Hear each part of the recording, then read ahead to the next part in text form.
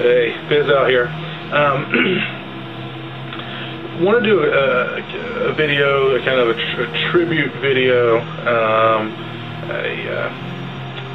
fond remembrance video to the Blair Witch Project, since it's coming up on the 10-year anniversary of the Blair Witch Project. That was my girlfriend just leaving, slamming the door angrily in her wake, and we just had a horrible, vicious argument. Anyway, 10 years have passed. It doesn't feel like 10 years. Actually, it feels a lot longer for some reason. I don't know. I know you always say, oh, 10 years. It seems like yesterday. But it seems like a lot longer since I first saw the Blair Witch Project. But I remember it vividly. I remember hearing about it on, I think maybe like E.T. or some entertainment, trashy entertainment show like that. It might have been MTV. I can't recall. But they were just talking about the whole internet buzz around the movie and this and that. And I don't even think I had a personal computer at the time, but I can't recall. Anyway, I just remember going to my friends and telling them all about the Blair Witch Project and getting online at their house and looking at it, and I quickly became obsessed with the Blair Witch Project. And of course, everybody thought, you know, there were two schools of thought that it's real, and then the others are like, it's just a movie. What are you thinking, you know? But you know, the filmmakers did something. The marketing campaign was just utterly brilliant. I mean, they used this new medium called the internet to you know, get the word out about it and to spread this disinformation to fool gullible people into thinking that you know, it was real, despite the fact that the cast was, you know, going on doing interviews on TV. People still thought it was real. That these 3-4 people went off into the woods and were killed by a ghostly witch.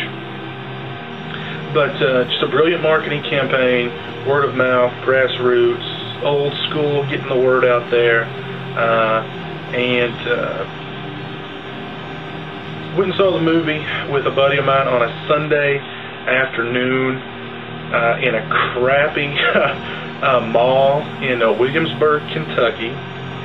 The mall, there were only 2 shops left in the mall, or 2 shops, yeah, in the movie theater left in the mall. One shop was a guy selling old baseball cards, and me and my buddy went in and just BS with him, talking about if he had any Luke Longley and Don Mattingly cards we could buy off of him. And he was like, oh, I've not got any on me now, but I'll have some next time you guys are here. I remember him saying, we just had a good laugh at that. They had a video store, and that was it. And what was funny was, like, half the mall was just like dark and empty, and there was just nothing there. Just kind of creepy in a way too. And then of course the theater. And the theater was kind of an old, crappy theater, very sort of flat, you know, so very sticky floors, old, crappy seats. Perfect place to watch a movie like that. It was also the first. It was also the first theater that I saw my first movie in. My first. The grammar is going to be horrible here. My first movie-going experience was held at this theater. I went and saw Jason Goes to Hell: The Final Friday there. So even though that movie's awful, it has I keep a warm place for it in my heart. But saw the Blair Witch Project, and I just remember my periphery disappearing. You know, the fact that my feet were stuck to the floor, the fact that there was a spring sticking up in the left butt cheek from the old crappy chair, the fact that it smelled bad in the theater, all that just sort of went away, and I was just in this movie. And you know, I don't remember. I just remember being awe-encompassed in the film, to the point where it was like I wasn't breathing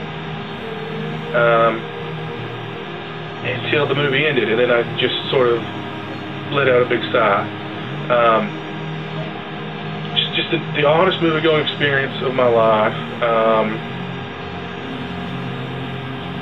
I don't recall being like freaked out or scared or anything. I just remember this sort of, I don't know how you'd explain it, a numbness, I don't know.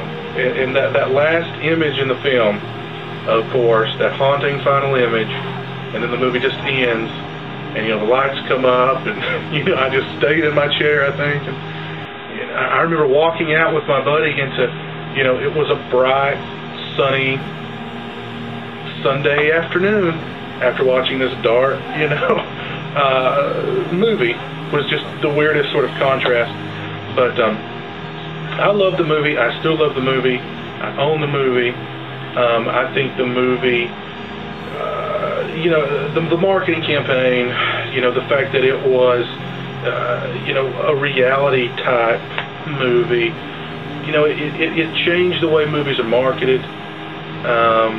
You could even make the case that it, did something to bolster reality television, to make it mainstream, to blow it up, or other reality type movies that came out later, The Truman Show, It TV, on and on and on. No, I can't talk about the Blair Witch Project without talking about the Curse of the Blair Witch Project, the sci-fi special that they had, that they aired before the movie was released. I remember watching that in my room in the dark and being seriously creeped out. I think that might have creeped me out more than the actual movie, that special, which is on the disc, the DVD. Very good documentary. I just remember, everybody was talking about the movie. All my friends were talking about it. One friend in particular said, I remember him saying that he parked his truck in in his driveway and ran to his front door to get in because he was afraid that Blair Witch was going to attack him on the way from his truck to his front door. Unfortunately, what seems to have happened in the movies in these 10 years is it seems almost the in vogue thing to do now is to sort of bash the movie and say, no, it's not scary, it's lame, it's they don't show the witch, it's boring, it's too long, whatever. And I'd be really interested to see what these people thought of the movie when it first came out, because I'd bet dollars to donuts that they were creeped out too by the film. It's just a good movie. It's just a great movie, and it changed a lot. It's the highest grossing independent movie of all time.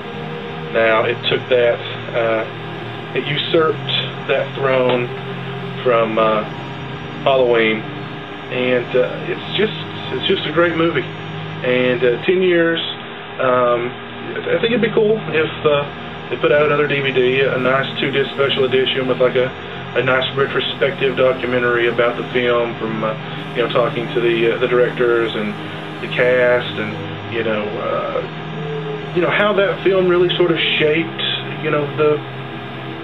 the public consciousness, and how it changed how movies are marketed, and reality television and stuff like that. I think it'd be really interesting. I don't know if that's going to happen though, but I just remember that movie was everywhere. I mean, it was everywhere. It was on magazine covers and in like liquor ads, and the cast was everywhere, and the directors were everywhere, and they were all geniuses. And then Blair Witch 2 came out, and I think my girlfriend just came back.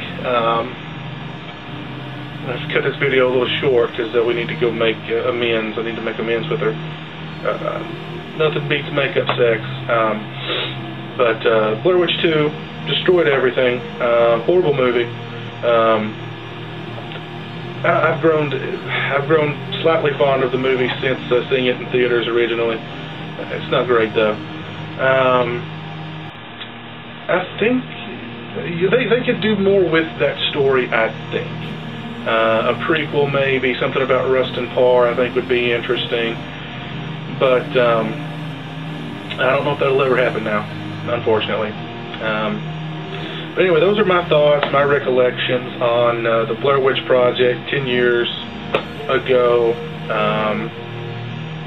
And I really don't understand the hatred for the film now, because I'm pretty sure at the time those same people were probably creeped out by it. So I don't know. Anywho, until next time, peace.